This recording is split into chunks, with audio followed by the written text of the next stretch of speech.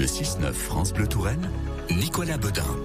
Chaque matin, on prend le temps de respirer l'air du temps sur France Bleu Touraine et France 3 Centre Val-de-Loire avec des bonnes idées qui vont peut-être d'ailleurs vous changer la vie. Même si certaines stations pratiquent des remises à la pompe, le coût du gasoil et du sans-plomb reste très élevé. Et pour faire des économies, eh bien, toutes les bonnes idées sont bonnes à prendre, y compris peut-être se mettre à l'autostop. Vous allez à Paris ?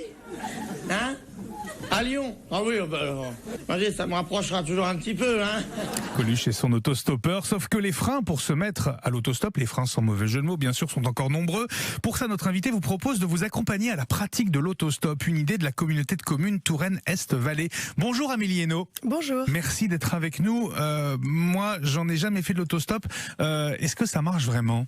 Ça marche bien. C'est vrai. On a toujours la sensation que le temps d'attente va être long, mais finalement, il y a toujours quelqu'un qui va avoir envie de nous aider, de nous accompagner. Si on est bien placé, la destination bien visible, ça fonctionne très très bien. Autre frein que l'on peut avoir, c'est la peur. Moi, j'ai un petit peu peur. C'est pas dangereux ? Non, le côté dangereux, je comprends quand on peut l'avoir sur des longues distances, et encore, là aussi, pas vraiment de raison de s'inquiéter. On entend souvent les mauvaises expériences, mais il y en a beaucoup de très bonnes. C'est beaucoup de rencontres, de convivialité et d'entraide. Donc non, c'est très très bien. Mais vous l'avez dit, on va peut-être attendre un petit peu longtemps alors. Honnêtement, sur les trajets que j'ai déjà testés sur le territoire, la moyenne d'attente est de 5 minutes. C'est pas si long que ça finalement, 5 minutes. Pas très long.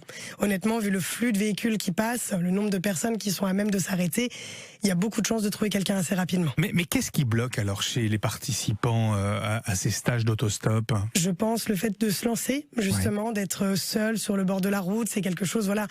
On se met en vulnérabilité quelque part, donc c'est pour ça que je souhaite accompagner pour tester une première fois et voir justement l'envers du décor, voir qu'il n'y a pas tant de temps et qu'on passe un bon moment. Mais concrètement, on apprend quoi alors dans ces stages d'autostop ? À faire la petite pancarte ? Dites-moi, parce que moi ça m'intrigue. Alors c'est surtout des petits conseils pour bien se placer. On a la chance sur le territoire Touraine-Est-Vallée d'avoir le dispositif réseau pouce, donc des panneaux qui sont faits pour s'arrêter.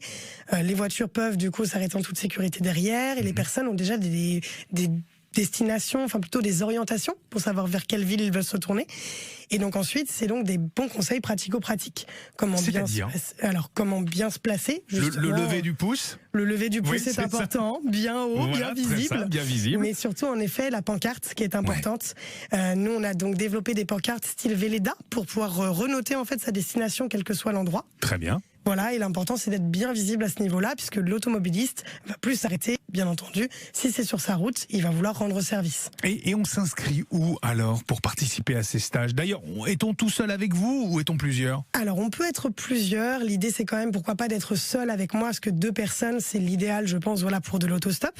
On peut éventuellement aussi, je peux accompagner des personnes qui souhaitent le faire à 2, en amont, sans forcément faire partie du voyage. D'accord. C'est aussi une possibilité. Donc vous les mettez dans la voiture et hop là, c'est réglé. Et je les attends en retour, puisque forcément... Oui, parce qu'il faut qu'ils reviennent, c'est ça. Exactement, il y a toujours cet aller-retour. Et alors, on s'inscrit où et comment ? Et est-ce que ça coûte d'ailleurs ces stages d'autostop ? Du tout, c'est complètement gratuit, j'accompagne, donc il faut simplement me contacter via mon adresse mail du travail ou mon portable professionnel. On va vous laisser tout ça sur le site francebleu.fr/Touraine, rassurez-vous. Voilà.